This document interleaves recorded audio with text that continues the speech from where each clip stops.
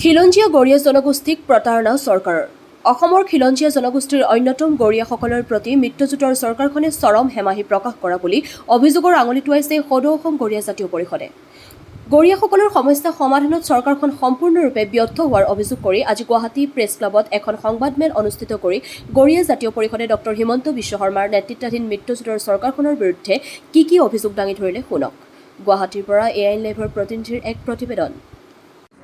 আমি সদৌ অসম গৰীয়া জাতীয় পৰিষদৰ ৰাজ্যিক সমিতিৰ মই সভাপতি মইনুল ইছলাম, মোৰ কাষত আছে আমাৰ সাধাৰণ সম্পাদক মীৰ আৰিফ ইকবাল হুছেইন ডাঙৰীয়া, মোৰ কাষত আছে আমাৰ উপসভানেত্ৰী নাজিন ৰহমান ডাঙৰীয়ানী, যুটীয়া সম্পাদক নুৰুল আমিন, কামৰূপ মহানগৰ জিলা সমিতিৰ সভাপতি মুজিবুৰ ৰহমান আৰু কামৰূপ মহানগৰ জিলা সমিতিৰ কাৰ্যকৰী সভাপতি ইমৰান হুছেইন ডাঙৰীয়া।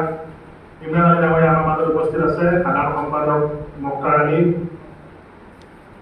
সহকাৰী সাধাৰণ সম্পাদক ইমৰান হুছেইন ৰাতুল আৰু সাংগঠনিক সম্পাদক আব্দুল মজিদ প্ৰমুখ্যে আমি ইয়াত যুটীয়া সাধাৰণ সম্পাদক ইছুফ আহমেদ। আমি এটা বিষয় লৈ আজি এই সংবাদমেলৰ আহ্বান কৰিছোঁ। আপোনালোকে সকলোৱে নিশ্চয় অৱগত যে আমি অসমৰ যিখিনি থলুৱা ইছলাম ধৰ্মী লোক আছে তাৰ ভিতৰত আমাৰ গৰীয়াসকল সংখ্যাত সৰহ আৰু মূল 5টা জনগোষ্ঠীৰ ভিতৰত গৰীয়াসকলৰ আটাইতকৈ সৰহ জনসমষ্টি থকা জনগোষ্ঠী।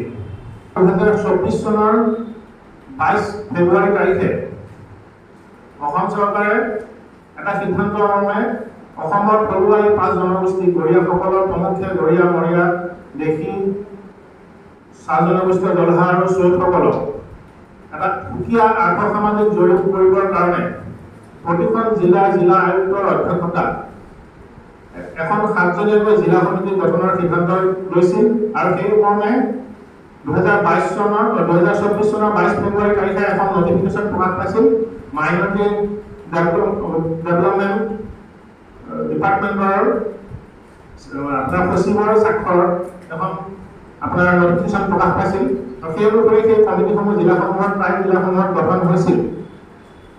কিন্তু দুৰ্ভাগ্যজনক বিষয় যে সেই কমিটিসমূহ গঠন হোৱাৰ পিছত আজি কুপতি চৰকাৰে কেনেকৈনো আৰ্থ-সামাজিক জৰীপ কৰিব আৰু কোনসকল কি আপোনাৰ SOPৰ জৰিয়তে গৰীয়াসকলক গৰীয়া বা মৰীয়াসকলক মৰীয়া বা আন 3টা জনগোষ্ঠীক সেই জনগোষ্ঠীৰ লোক হয় বুলি চিনাক্তকৰণ কৰিব তাৰ কোনো নিৰ্দিষ্ট SOP আজিলৈকে প্ৰকাশ নকৰিলে।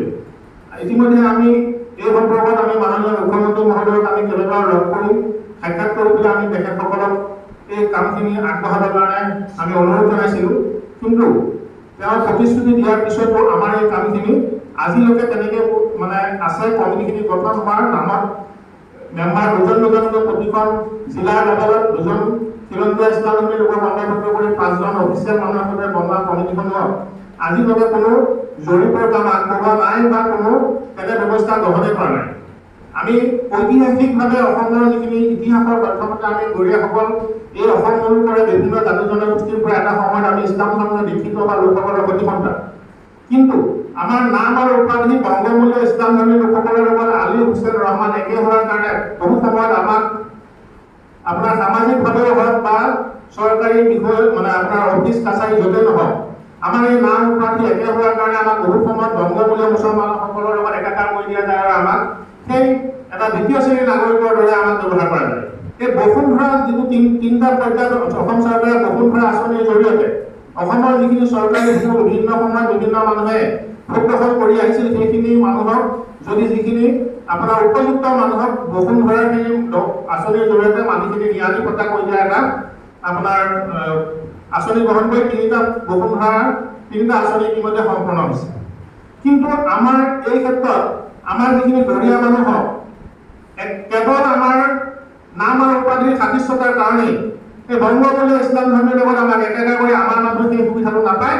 100জন মানুহৰ ভিতৰত ক'ৰবাত 1000ত যদি এজনে পাইছে কিন্তু আপোনাৰ সেই 100জনৰ ভিতৰত কোনো এজনো নাই পোৱা। গতিকে এইটো এটা কথাৰ দ্বাৰা আমাক চৰকাৰে আমাৰ যিখিনি অধিকাৰ আমি চাব লাগে সেইখিনিৰ পৰা আমাক বঞ্চিত কৰিছে। যিকোনো খবৰ আৰু বিজ্ঞাপনৰ বাবে যোগাযোগ কৰক 7896121996। লগতে 7002537271